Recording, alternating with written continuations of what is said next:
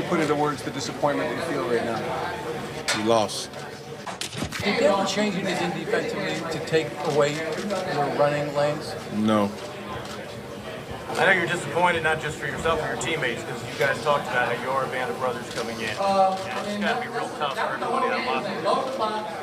Fourth down, throw the ball. You throw the football. That was game plan. Hold the box, one-on-one game on side.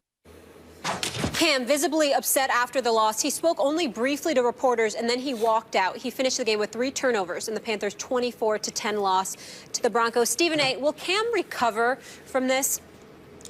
I think that depends. If Carolina finds its way back to a Super Bowl and Cam continues to perform the way that he has performed, yes. But if Cam, regresses to some degree and doesn't play as well as he played this year, then we'll have this lasting memory of how he conducted himself in losing to hold on to. And that's the sad part in all of this. You got to understand that there were a lot of people out there, and I kept telling you, Skip, and I know that you didn't fight. You found this hard to believe. There were folks out there that didn't want this man to win. Now, obviously, it was because a lot of people wanted that swan song. They wanted Peyton Manning to walk or go into the twilight and, as a Super Bowl champion. Clearly that. But there were also those who had animus because they hated the extra stuff that Cam Newton showed in celebrations and things of that nature. They thought it was too much. And by the way, it's not about race. I was in en route back from San Francisco. I went to Atlanta, Skip. I had a family member who happens to be black. It couldn't stand Cam because of the celebrations. They thought it was entirely too much. They thought that the decorum wasn't appropriate. I obviously felt differently. I didn't have much of a problem with it, but they felt like, this is a big, big deal. You're supposed to be better than that. They felt like he was snubbing his nose at opponents. So, again, it's not just white folks. It's some black folks, old school, that have that mentality that they didn't approve of it. So those are the kind of things when you see him lose and then pout and sulk and come across as bratty the way that he did. It's the kind of things folks are going to hold on to.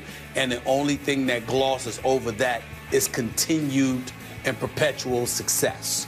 And the fact that unless you can assume that's going to happen, it's a problem. I wouldn't be surprised if Carolina's back next year because Kelvin Benjamin is expected to be back. You keep the roster in place, that's fine. But Seattle may have something to say about that. Your Dallas Cowboys might have something to say about that. The Green Bay Packers with Jordy Nelson's return may have something to say about it. Arizona may have something to say about it, along with who knows what's going to Atlanta. So, again, if he's not as successful, chances are his mood is not going to be that much improved. And if it's not that much improved, then it will remind us of what it was the last time we saw him, which was last night.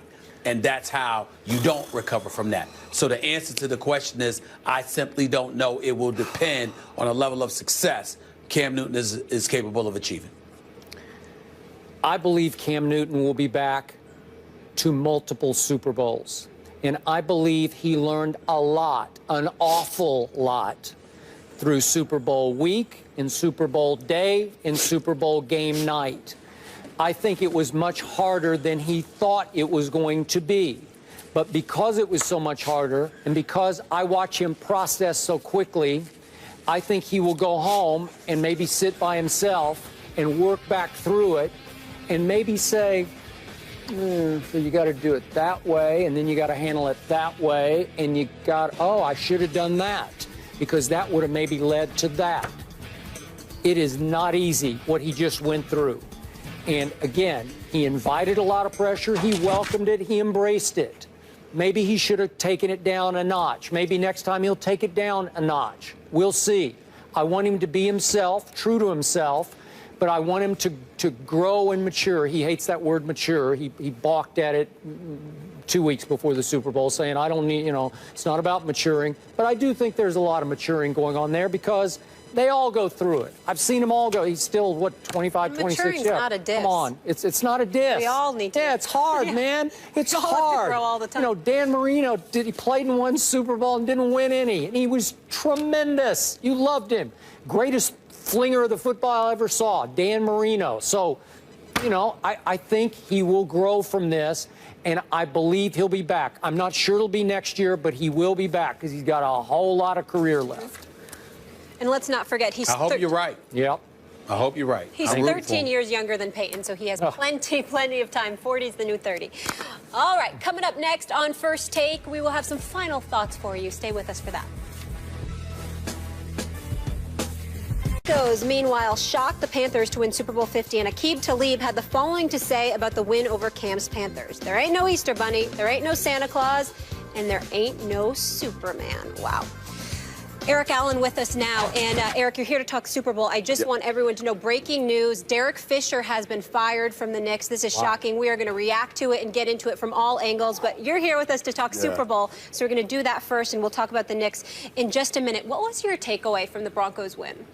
Defense. I mean, for the last 3 Super Bowls, the best secondary, not corner, but the best secondary in the league has won a Super Bowl. You know, you go back 3 years ago, of course, talking about the Seattle Seahawks and Legion of Boom last year, that great secondary that the Patriots had assembled. And then this year, I mean, T.J. Ward and Darian Stewart. By the way, I didn't think they shut it down. They couldn't finish the AFC Championship game, and they looked 100%. Oh, they were healthy. The 2 safeties were healthy. So you had 2 great stoppers of the run in the middle of the football field, and then the 3 corners, the best 3 corners in the National Football League right now. So what Wade Phillips, my old coordinator from the Philadelphia Eagles, finally gets the opportunity to put that Super Bowl ring with that great family history. But, you know, he's seen every offense.